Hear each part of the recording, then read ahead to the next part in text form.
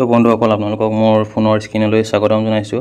তো কালি আছিল মোৰ 50 ডে যোনটো চেলেঞ্জ আছিলে ট্ৰেডিঙৰ 50 ডে চেলেঞ্জৰ ছেকেণ্ড ডে, বাট কালি মোৰ ছেকেণ্ড ডেত ইণ্ডিয়ান মাৰ্কেট ক্ল'জ হোৱাৰ পিছত মোৰ বিশেষ এটা কামৰ বাবে এফালে যাব লগা হ'ল, গতিকে মই লষ্ট হ'ল নে প্ৰফিট হ'ল সেইটো আপোনালোকক দেখুৱাব নোৱাৰিলোঁ।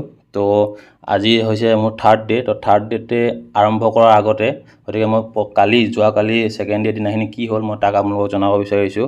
তো এইটো আপোনালোকে স্ক্ৰীনত দেখিছে যে এই টোটেল একেবাৰে লাষ্টত যোনটো টোটেল লষ্ট 2012 ৰুপিছৰ, তো সেইটো কালি মোৰ লষ্ট হৈছিল। তো আৰু লষ্ট হোৱাৰ মোৰ কালি কাৰণটো হ'ল মই কালি অভাৰ ট্ৰেডিং কৰিলোঁ আৰু ডিচিপ্লিন ব্ৰেক কৰিলোঁ। মোৰ ডিচিপ্লিনটো আছিল যে মই ডেইলি এটাকৈ ট্ৰেড ল'ম আৰু যদিহে মোৰ ছেটআপ বনে মেক্সিমাম দুটা, তাৰ ওপৰত ট্ৰেড নলওঁ, সেইটো মোৰ ডিচিপ্লিন আছিল। কিন্তু কালি মোৰ কলেজ বন্ধ আছিল, মই গোটেই দিনটো মাৰ্কেটখন চাই থাকিলোঁ, গতিকে চাই থকা অৱস্থাত মই অভাৰ ট্ৰেডিং কৰা হৈ গ'ল মোৰ দ্বাৰা। মই ভাবিছোঁ যে আজিৰ পৰা দিনটো মাৰ্কেটখন চালেও বা চাই থাকিলেও, গতিকে যদিহে মোৰ ছেটআপ বনেও এটা ট্ৰেড লোৱাৰ পিছত লছ হওক বা প্ৰফিট হওক নেক্সট ট্ৰেডলৈ মই এণ্ট্ৰি নকৰোঁ, লাগিলে মই মোৰ ছেটআপটো বন্ধ কৰিয়ে থ'ম। তো কালি দিনটোতো মোৰ লছ বুকিং কৰা হৈ গ'ল। তো আজি চাওঁচোন আহক, আজি মোৰ 50 ডে চেলেঞ্জৰ ডে 3 আৰু ডে 3ত মই লছ কৰিলোঁ নে প্ৰফিট কৰিলোঁ। তো আহকচোন মই আপোনালোকক লেপটপৰ স্ক্ৰীনলৈ লৈ যাওঁ। এতিয়া মই আপোনালোকক মোৰ লেপটপৰ স্ক্ৰীনলৈ লৈ আহিছোঁ।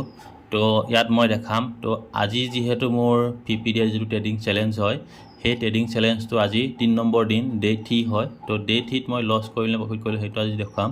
তো আজি লছ কৰিলে প্ৰফিট কৰিলে চাবলৈ হ'লে মই আপোনালোকক মোৰ ট্ৰেডিং একাউণ্টলৈ লৈ আহিছোঁ, য'ত মই ট্ৰেড কৰোঁ, সেইটো হৈছে NGL1। তো ইয়াত আপোনালোকে দেখিবলৈ পাইছে এইটো NGL1ৰ মোৰ এইটো অৰ্ডাৰ পজিশ্যন হয়। তো আজি মই 2100 টকা প্ৰফিট কৰিলোঁ। তো এই 2100 টকাটো মই কেনেকৈ প্ৰফিট কৰিলোঁ সেইটো চাওঁ আহক। তো এই যোনটো 2100 টকা প্ৰফিটৰ ট্ৰেড আছিল, এই ট্ৰেডটো মই কালিয়ে লৈ থৈছিলোঁ, মানে কেৰি ফৰৱাৰ্ড ট্ৰেড এটা লৈ থৈছিলোঁ। কেৰি ফৰৱাৰ্ড ট্ৰেডটো এইকাৰণে লৈছিলোঁ, কালি যেতিয়া মাৰ্কেটখন ক্ল'জ হ'ব লৈছিলে সেইটো টাইমতে কি হৈছে 3:10-15 মানত বায়াৰ্ছ এক্টিভ হোৱা দেখা গৈছিলে। এই দেখিছে নহয় 3:05-10 এই কেণ্ডেলবিলাকত বায়াৰ্ছ এক্টিভ হোৱা দেখা গৈছে। সেইবাবে মই কেৰি ফৰৱাৰ্ড ট্ৰেড এটা লৈ থৈছিলোঁ, যাতে যদিহে মাৰ্কেট গেপ আপ অ'পেন হয় তেতিয়া মোৰ প্ৰফিট বুক কৰিম, আৰু যদিহে গেপ আপ অ'পেন হয় তললৈ আহে বা গেপ ডাউন অ'পেন হয়, যদিহে এই যোনডাল 9 EMA আছিলে এই 9 EMA তলত যদি কেণ্ডেলডাল ক্ল'জ দিয়ে গেপ আপ বা গেপ ডাউন অ'পেন হ'লে, তেতিয়া মই ষ্টপ লছটো লৈ মই এক্সিট কৰি দিম। তো সেইমতে আজি কালি যিটো কেৰি ফৰৱাৰ্ড ট্ৰেড আছিলে সেইমতে আজি কি হ'ল, গেপ আপ অ'পেনিং হ'ল। এইডাল আপুনি যদি দেখিছে নহয় 9:15 কেণ্ডেল, এই 9:15 কেণ্ডেলৰ গেপ আপ অ'পেনিং হৈছিলে আপোনাৰ 19,564।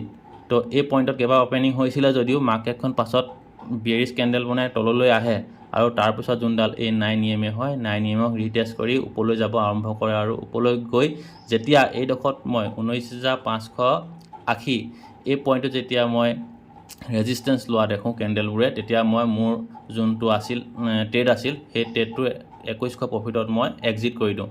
আৰু যিহেতু ধৰ ৰেজিষ্টেঞ্চ লৈছিলে, গতিকে এইডোখৰত ৰেজিষ্টেঞ্চ লৈ মাৰ্কেট তললৈ অহা চান্স থাকে। আৰু মই যেতিয়া পিছৰ আগৰ হিষ্ট্ৰীটো চালোঁ ইয়াৰ, তেতিয়া মই দেখিলোঁ যে আগতেও সেই 19,580 এই পইণ্টটোৰ পৰা মাৰ্কেট তললৈ আহিছিল। তো এইটো আপোনালোকে চাব পাৰে, ৰ'ব এক ছেকেণ্ড। এইডাল আপোনালোকে দেখিছে না, এইটো পইণ্ট, এই পইণ্টটো হ'ল 23 আগষ্ট। 23 আগষ্টতো যিহেতু মাৰ্কেটখন 19,580 পইণ্টৰ পৰা তললৈ আহিছিল, গতিকে আজিও সেই পইণ্টটোতে ৰেজিষ্টেঞ্চ লোৱা দেখা পাই মই এক্সিট কৰি দিলোঁ। তো আজি মোৰ প্ৰফিট হ'ল 2100 টকা। তো এনেদৰে ডে 3 ডে 4 চাই থাকিবলৈ মোৰ চেনেলটো ছাবস্ক্ৰাইব কৰি থ'ব।